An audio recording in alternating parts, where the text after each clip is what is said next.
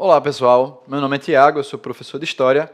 Hoje a gente vai ter uma aula sobre Revolução Industrial. É um conteúdo específico que cai com frequência no Exame Nacional do Ensino Médio, conhecido Enem. Então vamos lá para o primeiro slide. Nesse primeiro slide aí, vocês estão tendo a oportunidade de ver uma fábrica. Eu queria começar falando sobre Revolução Industrial a partir dessa dinâmica que eu vou fazer com vocês agora. Parem e pense um pouquinho em casa. Se a gente tivesse uma fábrica de sapato, quais seriam os itens necessários para a gente conseguir produzir esse sapato? O que é necessário para a produção de sapato? Então pense aí, muitos itens, muitos pré-requisitos podem surgir. Então vamos lá, alguns pré-requisitos, né? A gente precisa de couro, a gente vai precisar de corda, a gente vai precisar de borracha, e a gente vai precisar, inclusive, das próprias máquinas que estão lá dentro da fábrica. Mas, indo para o próximo slide, eu faço a pergunta para vocês. E as pessoas? Não seriam elas a parte mais importante dentro do processo produtivo? Porque justamente elas são as partes que as pessoas geralmente não se lembram. Existe um motivo muito claro para isso e está dentro do conteúdo dessa aula de hoje. Se a gente for parar para pensar no seguinte, existe todo um processo de naturalização de aspectos da vida em sociedade que as pessoas nem se preocupam. Pare para pensar um pouco. Estudar, trabalhar e se aposentar é um ritmo natural que a gente tem na vida. Será que é realmente natural? Sempre foi dessa forma?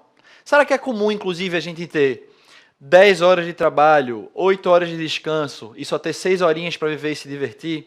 Será que é normal a gente produzir algo e não ter dinheiro para comprar? Pense naquele trabalhador que produz o iPhone. Será que ele, produzindo um iPhone, não deveria ter condições financeiras de comprar um aparelho? Aí você vai dizer, não, ele até pode comprar o aparelho. Será que cabe dentro do orçamento dele? Será que esse processo de produção e de alienação da compra desse material é algo que sempre existiu? A resposta clara para isso é dizer para vocês que não. Existe todo um processo histórico que nos leva a essa situação que nós temos hoje em dia. E a Revolução Industrial ela serve muito bem para explicar, estudar a Revolução Industrial serve muito bem para explicar o porquê disso. Quando a gente trabalha com a Revolução Industrial, a gente tem basicamente dois sentidos. Vamos a esses dois sentidos aqui. A gente tem, primeiramente, um sentido que é mais amplo, que a gente vai chamar de conjunto de transformação ocorridas na indústria, na agricultura, nos transportes, nos barcos, no comércio, nas comunicações, que marcou o estabelecimento do modo de produção capitalista e industrial. Ou a gente tem um sentido mais restrito, que a gente vai chamar de processo de mecanização das indústrias. Ambos os sentidos eles vão ser trabalhados no decorrer dessa aula de hoje. Mas o mais comum é esse sentido restrito, que é o do processo de mecanização das indústrias. Para falar desse processo de revolução industrial, é necessário fazer um mínimo de resgate histórico no seguinte sentido. Se você olhar, por exemplo, para o processo de produção, do processo de produção que a gente tem na Idade Média, vocês vão ver que existe um foco na terra. Era muito importante para você controlar a sociedade, para você ter prestígio, para você qualquer tipo de poder, você controlar a terra. Por isso que durante a Idade Média, a gente tinha um predomínio de uma classe social bem específica, que é a nobreza. Então, uma das condições de ser nobre é possuir terras. Terras e títulos. Mas no caso, quando a gente está tratando especificamente de produção de riqueza, a gente tem que se lembrar que a terra ela é essencial nesse sentido. Quando a gente vai falar da Idade Moderna, a gente já vê uma passagem já levemente do peso que a terra tem na produção para a circulação de mercadorias. Isso quer dizer que a riqueza ela agora está sendo concentrada nesse processo de comércio. É inclusive durante a Idade Moderna que a gente vê aos poucos a ascensão de uma nova classe social que a gente vai chamar de burguesia. Gostaria de lembrar para vocês que a burguesia ela não surge na Idade Moderna. A burguesia ela vai surgir durante a Idade Média.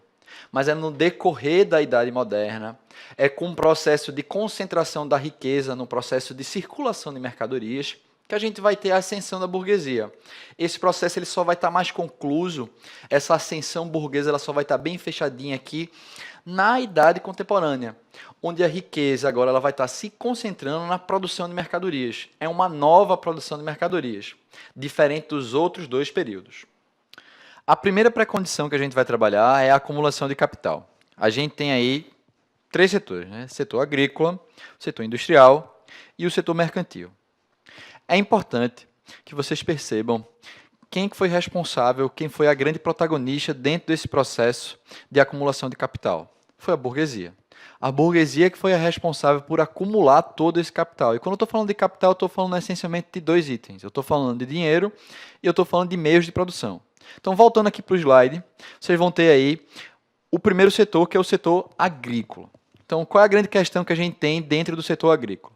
Quando eu tinha falado para vocês lá no começo, durante a Idade Média, a gente tinha um foco na produção da riqueza, que era a terra.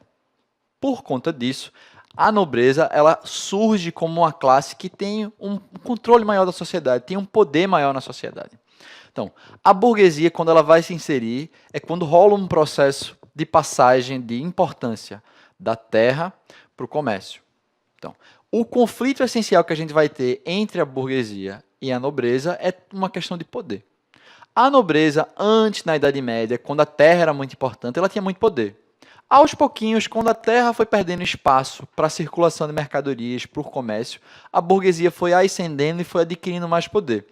Agora, ela queria formalizar esse poder, mas isso aí é bem um assunto para a próxima aula.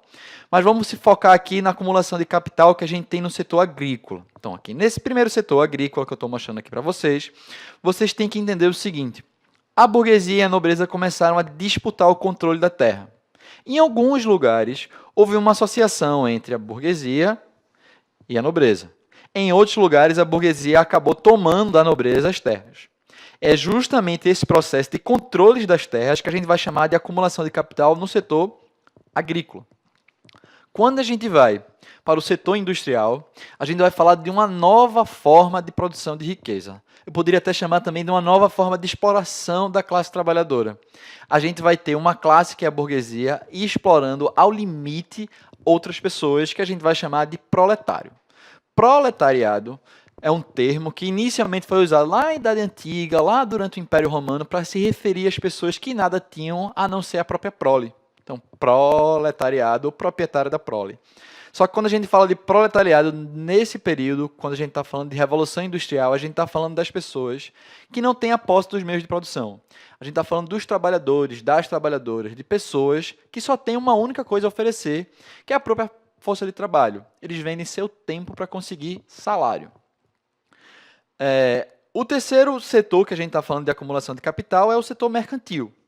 A gente está falando de como se acumulou dinheiro, como as coisas foram se acumulando dentro do setor de comércio. Nesse setor mercantil é muito importante se lembrar que teve uma participação essencial, substancial do comércio entre a metrópole e as colônias. É nessa parte aí que eu queria lembrar para vocês da expansão marítima, daquela primeira fase do capitalismo mercantil. É essa relação que a gente tem entre metrópole e colônia que vai fornecer um acúmulo de capital para a burguesia, de certa forma também para a nobreza e de uma maneira bem geral para o Estado moderno.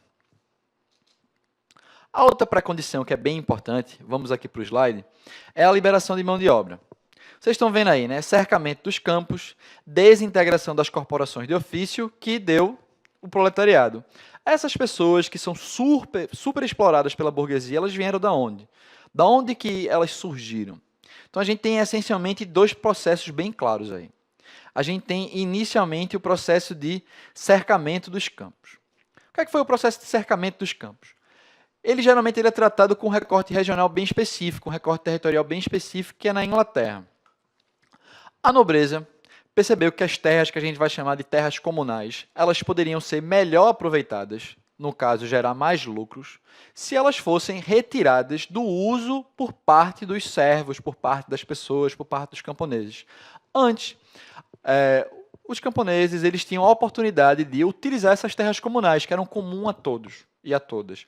As pessoas iam, caçavam, iam tirar madeira e aproveitavam essa terra para dar uma complementação no que eles poderiam ter em termos de produção. Cada um tinha seu lote pequeno de terra, mas isso não era o suficiente para sobreviver. Então, eles complementavam a sobrevivência deles com essas terras comunais.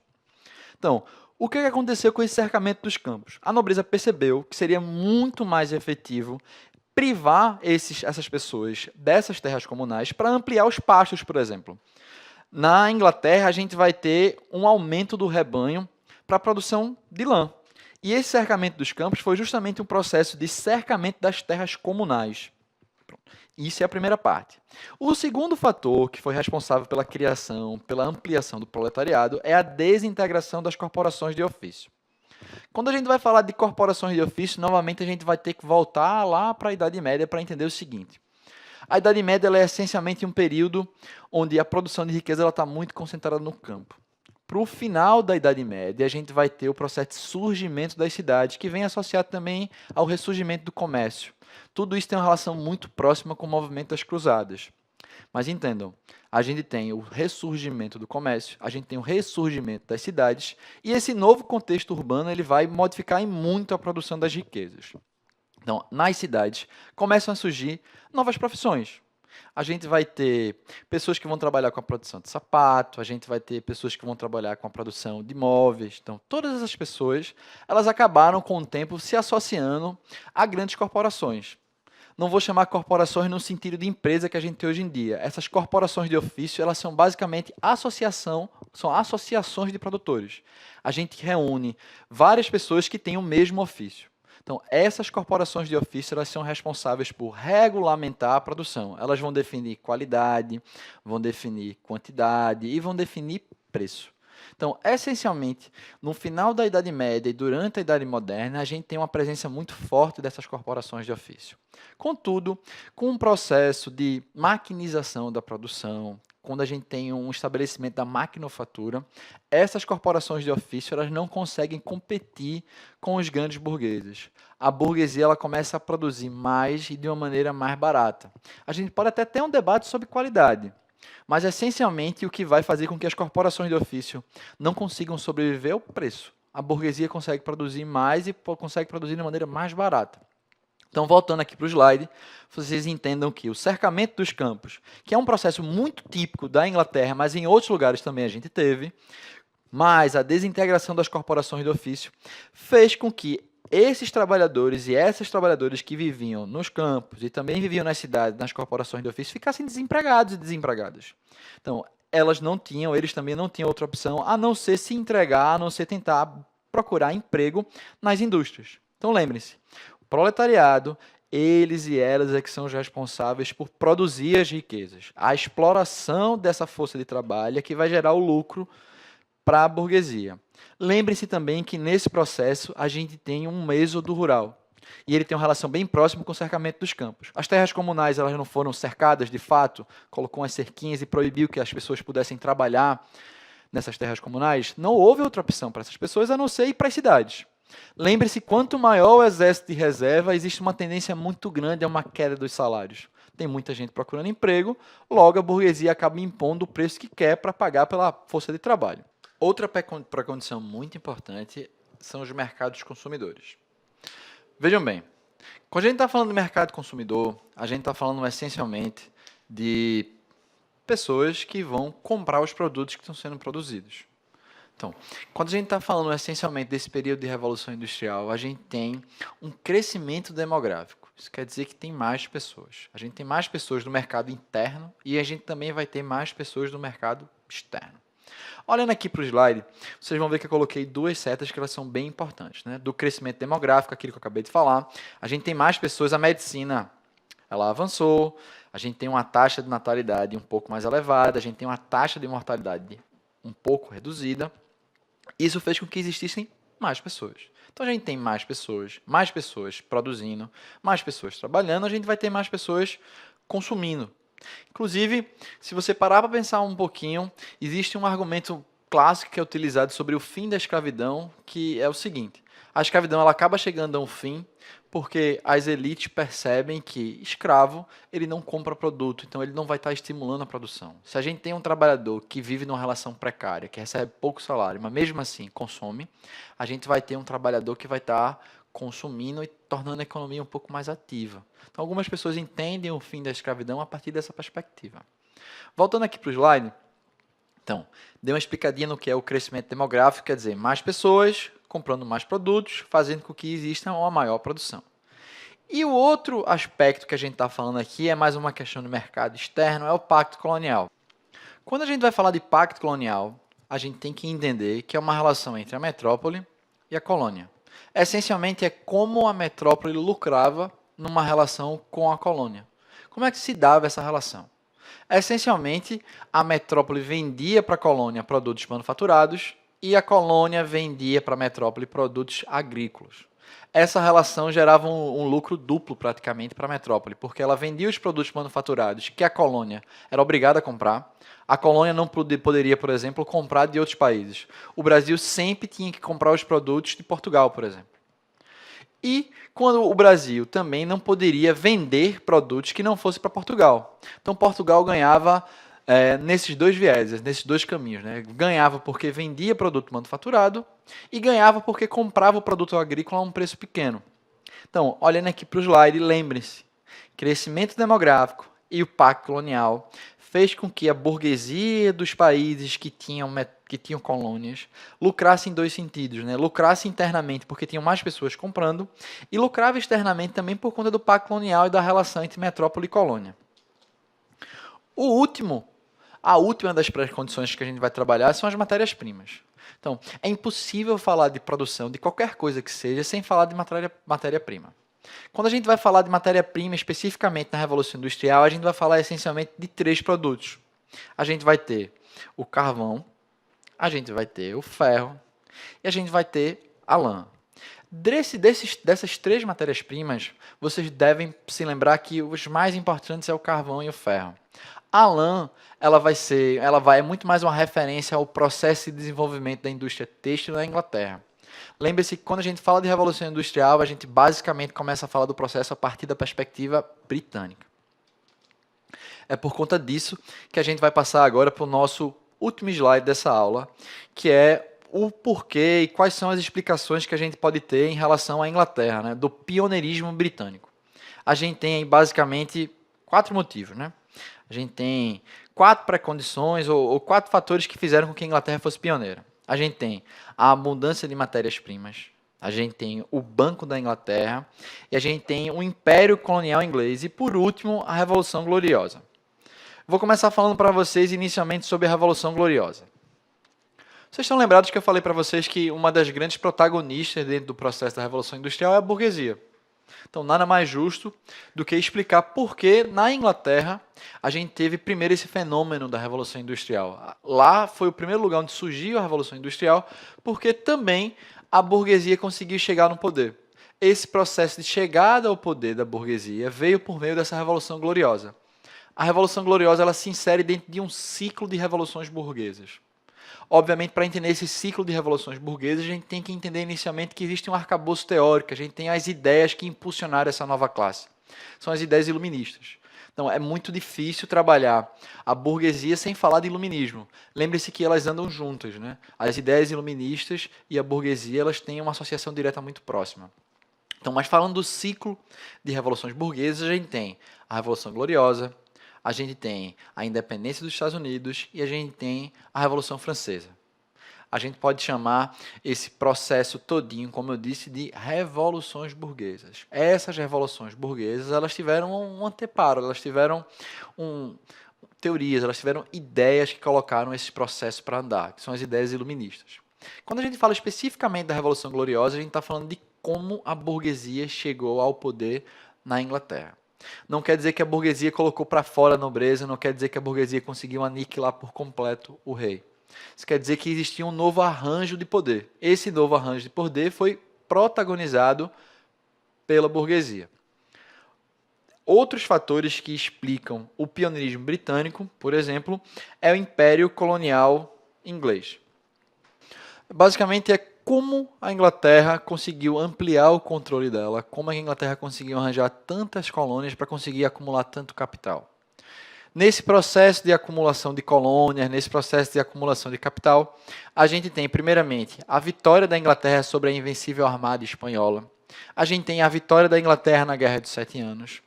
E a gente tem, basicamente, o seguinte: a forma como a Inglaterra conseguiu consolidar seu império colonial é essencial para entender como ela conseguiu acumular tanto recurso.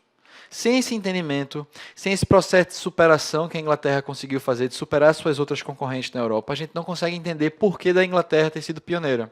Então lembre-se, a Inglaterra conseguiu sair na frente nesse processo de revolução industrial porque ela conseguiu ter um império colonial muito bem consolidado.